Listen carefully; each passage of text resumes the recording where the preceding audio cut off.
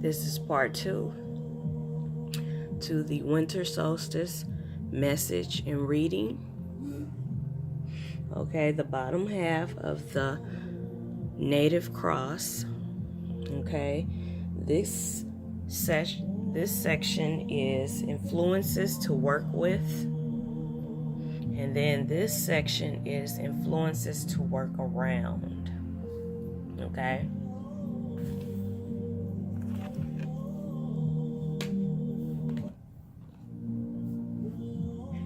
So, this card is indolence. Okay, this is the 8 of Vessels.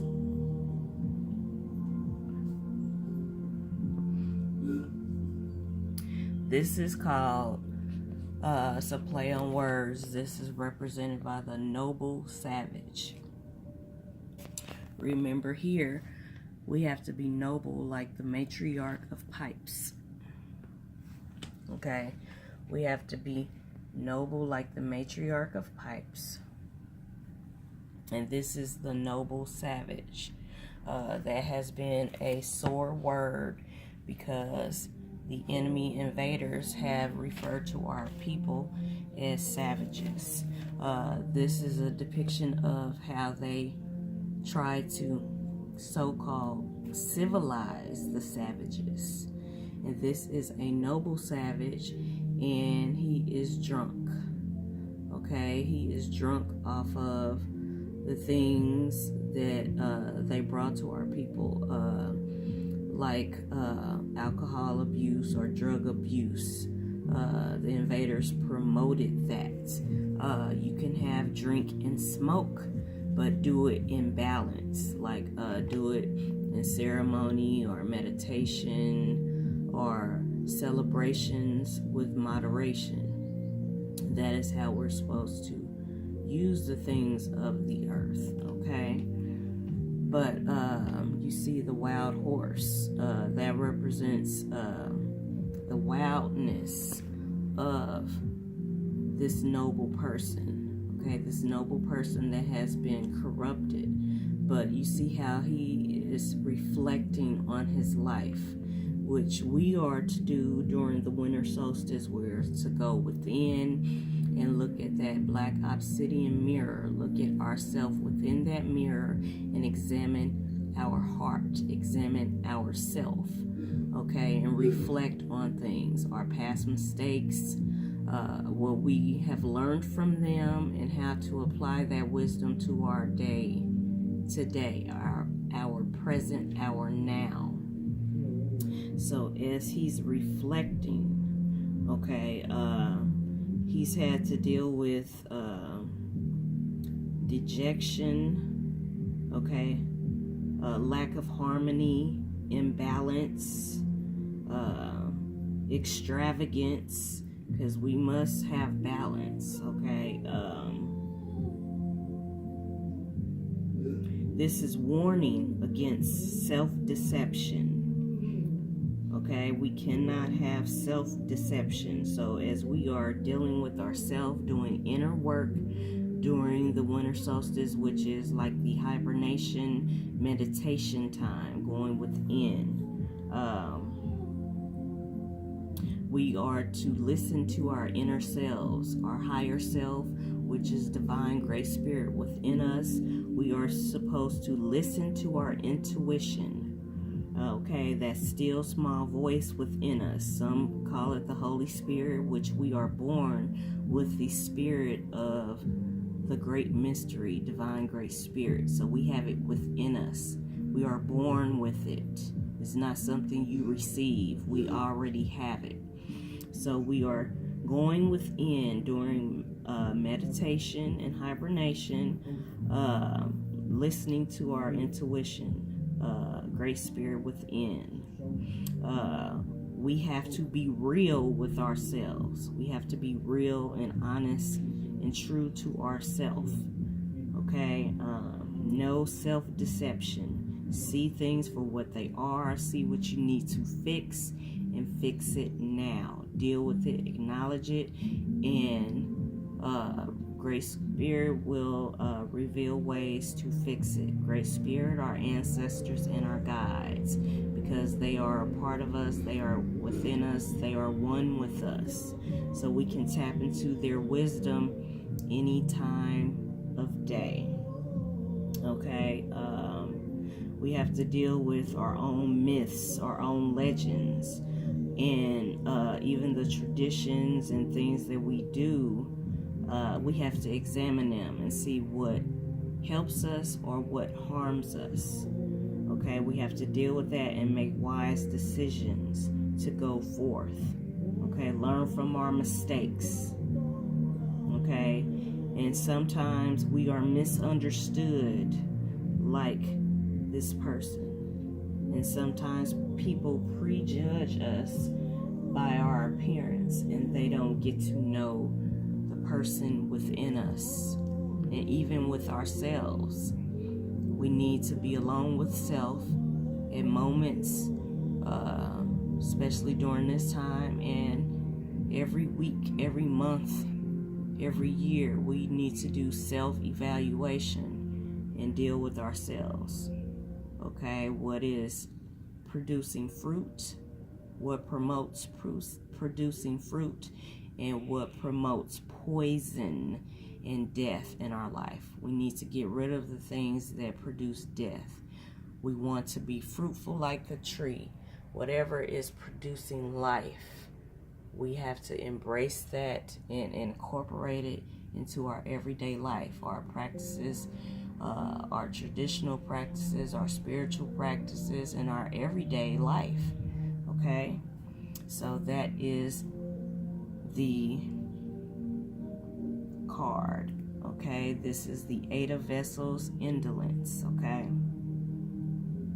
so the next card is the Thunderbird, and we are dealing with these influences in our lives. Okay, so the Great Thunderbird, the big hawk. Okay, we have to consider this. This is the 9 of Shields.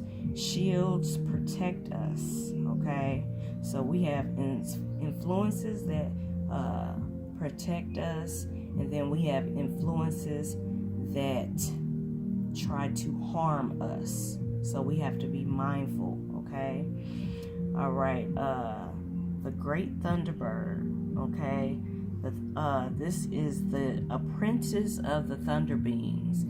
The Thunder Being spirits are just like the angels, so to speak. The angels that are next to Divine Great Spirit, God or Goddess. Okay, and so the Thunder Being is the apprentice. Okay, and we are to take on the attributes of the Great Thunderbird. Okay, using clear sight so that we may see spiritually, mentally, and physically. Okay, the Thunderbird is the giver of revelation, the divine messenger. We have cards in this deck that represent the divine messenger in the American Indian Tarot deck, and in the Orisha deck we have Eshu. Okay, Ishu, which is the divine messenger. The divine messenger. So, okay, we are the divine messenger, relaying messages to ourselves as we look in that black obsidian mirror and examine self. And at times we are the divine messenger to our people. Okay, so we have to use our clear sight, our spiritual eye. Okay, the Thunderbird can go the highest, so we can see the whole picture. We have keen sight, so we have to use that sight to see the big picture and to zoom in on the details of things. Okay, from the smallest thing to the biggest thing. Okay, this is about letting go of stumbling blocks our personal growth through change. Our personal growth through change. Okay? We have to consider this aspect, because this is a part of things that we do to manifest. Things we do to manifest. So, through personal growth and change, okay, this leads to manifestations. Okay, manifestations being fruitful. Okay, once again with the theme of the tree of life, the fern tree, the green tree, the evergreen tree represents fruitfulness, manifestation, abundance, and fertility. Okay, so that is the great thunderbird. Okay, we are to tap into the spirit of the great thunderbird and flow with the gifts of clear sight. Okay, we have to see what we need to change so that we can, go forth and be fruitful. Okay, so the next card is the Chief of Pipes. The Chief of Pipes. Now, the Chief of Pipes represents oral tradition of our ancestors. Okay, and we have to examine the oral tradition and apply what needs to be applied in today's time. Okay, like the Chief of Pipes here. Okay, the Chief of Pipes is the champion of the underdog. The champion of the underdog wins eventually. Okay, so there is a struggle there. Okay, we have to consider both sides of a question or a situation before making decisions. Okay, we must not have tunnel vision. We must use the sight of the thunderbird, okay, in making our decisions. We have to consider both sides. Okay, we have to flow in balance. Okay, we need to make wise decisions. We have to see things also through that filter. Okay, we are our own philosophers, so to speak, because like the Chief of Pipes here flows in oral tradition, teaches in parables. Okay, like our ancestors of old, they did use parables, myths, and legends to teach a lesson to our people. Okay, the Chief of Pipes has respect for him or herself and for others, and our individual potential, our way of life. Okay, we should not ask anyone to follow us or our ways, but just have them consider it. Okay, if it works, if our ways work, people will see it in our actions. They will see it in our actions, and they may choose willingly to follow the same path, the same concepts and strategies. Okay, to consider the possibilities of our way of life. Okay, so we are not to force anyone to follow our ways, and we don't expect anyone to force us to follow their ways, like the invaders pushed upon us and forced their way of life upon us. So now we have to use balance and consider which way is the best way for us to accomplish our goals, to manifest and to be fruitful. Okay, so that is the Chief of Pipes. Okay, and he's in ceremony, and he is considering, and seeing through his own filter. okay? His own philosophy of life. Your philosophy will not fit everyone's philosophy, but people will see if your philosophy works, or different parts of your philosophy, they may adopt it in their own life and it may work for them. So it's just considering that the possibilities of our philosophies, okay? So these are influences that we have to, work around or work with, okay? So the next section is the influences to work with. Okay, and so the first one is we're gonna tap into this card. This is the 3 of Blades, the mourning card. Okay, we've all had to deal with mourning, things that die in our life, whether it's things about us that don't serve us. Okay, sometimes we mourn the death of those things, and sometimes we have to mourn loss of our loved ones and things of that nature.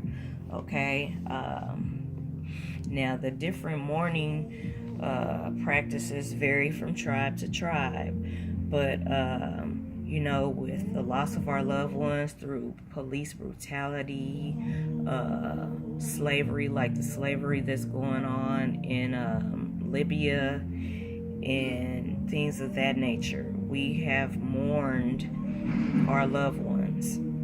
We have feasts, vigils, purification rites, condolence ceremonies, burial dresses. Okay, you see she has her medicine bag. This is healing. Healing takes place. Mourning is a part of the healing process. Okay, whatever is lost, we mourn and we grieve and we let it out. This is a part of the healing process. She has her medicine bag for healing. There is a sacred buffalo skull also. Okay, through our healing, through mourning and getting it out, we manifest healing. Okay, this card also represents lessons learned through hard times, feelings of sorrow and self-pity, erosion of emotional stability. Okay, we have to deal with our emotional stability. Okay, as we go within and deal with our issues, we heal. Okay, so we will have emotional stability. Okay. All right, the next card is the Lover's card. Okay, the Lover's cards. Okay, so this is divine partnerships. Okay, divine partnerships are happening everywhere. This is mainly dealing with the man and the woman coming together.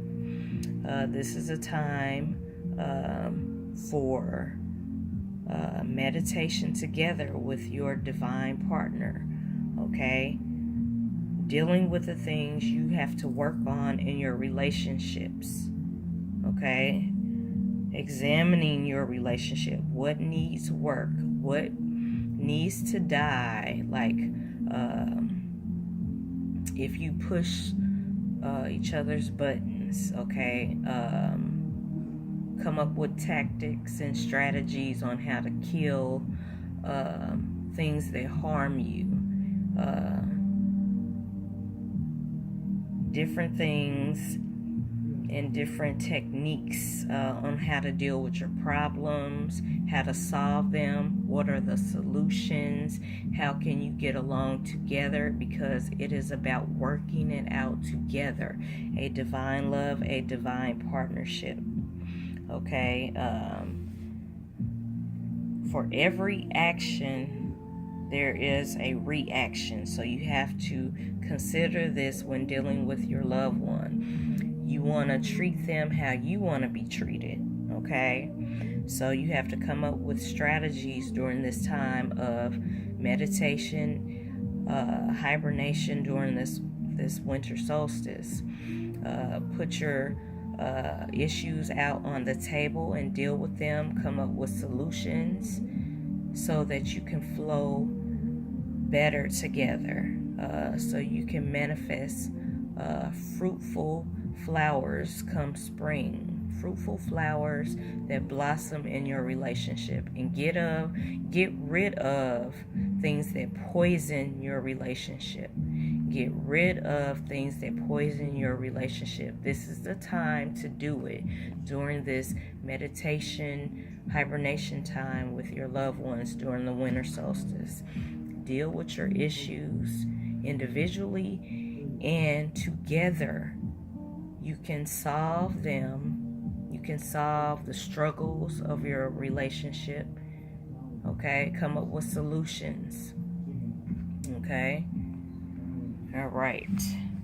And this card is the Weaver card. This is like divine great spirit and us, because everything that we do weaves our own blanket in life. Our blanket represents our life path.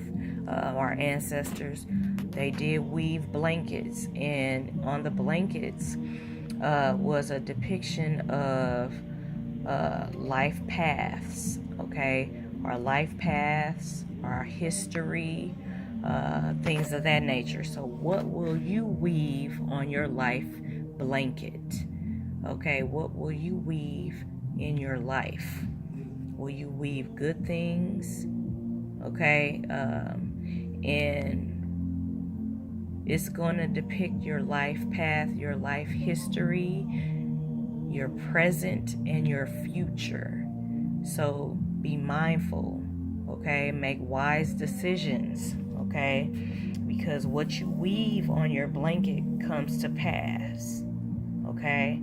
So you are dealing with your past, present, and future, okay? This is being the weaver of your life path, okay? Being the creator of your life, okay? Being the creator of your life. This is a depiction of the mother of wisdom. We need to apply wisdom in our life. So this is the great mother, the great matriarch again. She keeps showing up. So we need to consider how we do things in life, because what we do will manifest good things or bad things. Okay, it's gonna grow in our womb, and what is gonna come forth from the womb. Okay, be mindful of what is gonna come forth from the womb. This is a spiritual womb that I'm speaking of. Okay, what is gonna come forth, what is gonna be birthed forth from our womb, our spiritual womb. So everything that we do in life affects this. It affects it, just like a baby. Everything we eat affects the baby. Okay, so if we're trying to manifest divine partnerships or businesses, communities, things of that nature, what do we want to manifest? What do we want to birth forth? So we need to have persistent energy and apply things that will promote good health, good spirituality, okay? Things that are good for our individual lives, our family, and our community, okay? So what will we weave on our life path? We got to consider that, okay? So the bonus card was the polygamy card. Now, this is not polygamy with, okay, a man having a bunch of wives. This is not what this card is about. Okay, this card is about okay, our individual life. we incorporate different practices from our ancestors' ways. Okay, I will use myself for an example. My ancestors come from different places, so I apply different spirituality and practices, different cultures of my ancestry to my daily life. And so in some ways, I'm a polygamist in this aspect. And some people do not understand. They do not understand because they always want people to choose one way of life. But in life, you can incorporate different aspects of your ancestors' spirituality, ways, and culture, things that work best for you. Like, okay, the American Indian way. Some things about the American Indian way of my ancestors, I apply it to my life because it works best for me. In some ways about my African spirituality works best for me, so I apply it to my life. Some things about my Creole ancestry, their ways, works best for my life, so I put it in the pot of gumbo, and this is like a form of polygamy. Okay, I have more than one way of life, and it's in that pot of gumbo. And whatever I need from the American Indian ancestry, I pull from that. Whatever I need from the African ancestry, I pull from that. Whatever I need from the Creole way of life, I pull from that. Okay? And from that pot of gumbo is produced a fruitful way of life. This is my tree of life. Okay, what is your tree of life? What practices do you incorporate in your tree of life to produce and manifest a fruitful life? Okay, so that is the bonus card from this American Indian Tarot, and this was the NativeCross. Okay, this was the layout that I chose. Okay, and so I'm going to come back with part 3 and present the Orisha Tarot. This is from the African and Diaspora spirituality and culture. Okay, so this deck uses the African spirituality, whether it's the French Creole, the Spanish Creole way of life, but it all dates back to the African spirituality, culture, and way of life. Okay, so I'm gonna come back with the overview of that, and this incorporates the great matriarch, the Black Madonna, and we are the Christ. We are flowing in the Christ consciousness. Okay, we have the Orishas and the Loas, which are our spirit guides. Okay, over here we have the animal spirit guides, like the Thunderbird, the Thunder Beings, and how she had the great Wesa animal spirit in her life. So we have animal spirit guides that we tap into. I have animal spirit guides: the raven, the crow, the red-tailed hawk, the hawk falcon spirit, and the Wesa, the cat spirit, the wild big cat spirit, which is the Tifdatsi, the jaguar, the panther spirit. Okay, and over here, the Orisha and the Loa spirits. Okay, these are just spirit guides that work with us, that are like the angels. They guide us in our everyday life. And in both spiritualities, we also have our ancestral spirits that guide us, like our great grandmothers and grandfathers and uncles and cousins and aunts that guide us from the spiritual realm. So both spiritualities tap into spirit guides and ancestral spirit guides, okay, to help us on our life path, on our journey as we travel the red road, or we flow in Ma'at, okay? And this is Ma'at, truth, balance, justice, reciprocity, okay? So I'll be back in a minute.